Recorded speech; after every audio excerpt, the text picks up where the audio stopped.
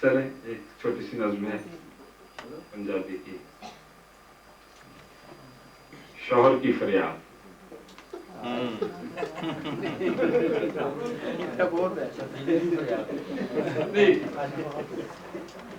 कदी ते पेके जा नहीं दे,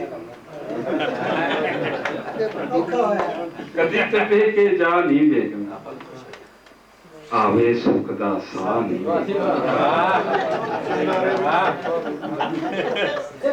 कदी ते पेके जा नहीं बेगम, आवे सुख दा साह नहीं बेगम। कठिया रह रहे अक गए हूं, लागे बह बह थक गए ते टींडियां वांगू पक गए ते पर भी नक्को नक गए हुण सीने ठंड पा नहीं बेगम, कदी ते पेके जा नहीं बेगम, आवे सुख दा साह नहीं बेगम। की रंग विखा दिते ने, बेंगन तक खवा दिते,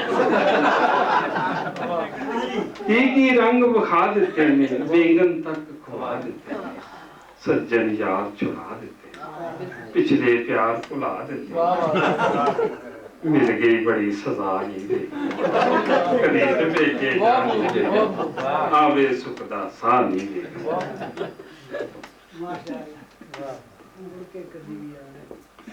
शाम मनान नूं दिल करदा है, सिगरेट पान नूं दिल करदा है, बाहरों खान नूं दिल करदा है।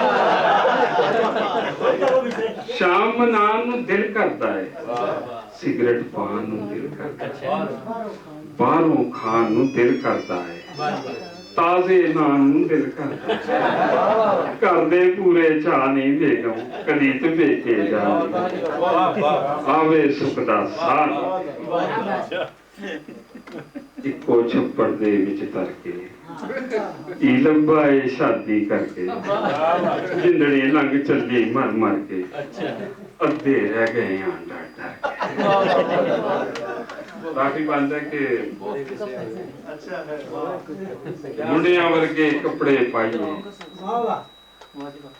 मुंडिया वर्गे कपड़े पाइए, असी भी कुछ दिन ईद मनाइए, रातां नूं शबरात बनाइए, अपनी मर्जी आइए जाइए, बदले जरा हवा नहीं बेगम, कदी ते पेके जा नहीं बेगम।